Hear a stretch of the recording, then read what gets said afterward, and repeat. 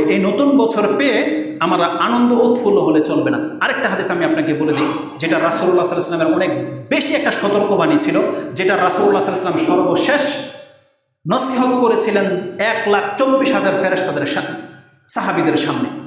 সমস্ত সাহাবীগুলো যেই দিন উপস্থিত ছিল সেই বিদায় হজের খুতবা আপনারা প্রত্যেকেই জানেন যে একটা ঐতিহাসিক ভাষণ ছিল, নসিহত ছিল রাসূল সাল্লাল্লাহু আলাইহি ওয়াসাল্লামের পক্ষ থেকে সর্বশেষ নসিহত।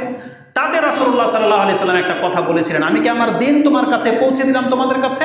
তারপরে বলেছেন সাতালকাউনা রাব্বাকুম ফায়াসআলুকুম আন আমালিকুম, খুব শীঘ্রই তোমাদেরকে তোমাদের রবের সামনে সাক্ষাৎ করা হবে, খুব শীঘ্রই তোমরা তোমাদের রবের সাথে সাক্ষাৎ করবে। ফায়াসআলুকুম আন আমালিকুম, তিনি কিন্তু তোমাদের কর্ম সম্পর্কে জিজ্ঞাসা করবে, খুব শীঘ্রই তোমাদের কর্ম সম্পর্কে কিন্তু তোমাদেরকে জিজ্ঞাসা করা হবে। এটা ছিল রাসূল সাল্লাল্লাহু আলাইহি ওয়াসাল্লামের বিদায় হজের সর্বশেষ খুতবা, সর্বশেষ শব্দ।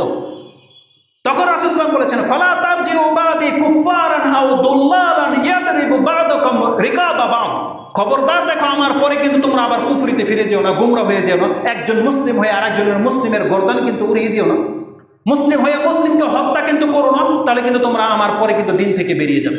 এটা রাসূল সাল্লাল্লাহু আলাইহি ওয়াসাল্লাম বলেছিলেন, খুব শীঘ্রই তোমাদেরকে তোমাদের রবের কাছে আমলকে পেশ করা হবে এবং তোমাকে জিজ্ঞাসা করা হবে জমিনে তুমি কি করেছো। অতএব আমাদেরকে আনন্দ নয়, বরং আমাদেরকে চিন্তাশীল হতে হবে যে আগামী দিনগুলো আমরা কিভাবে পার করব।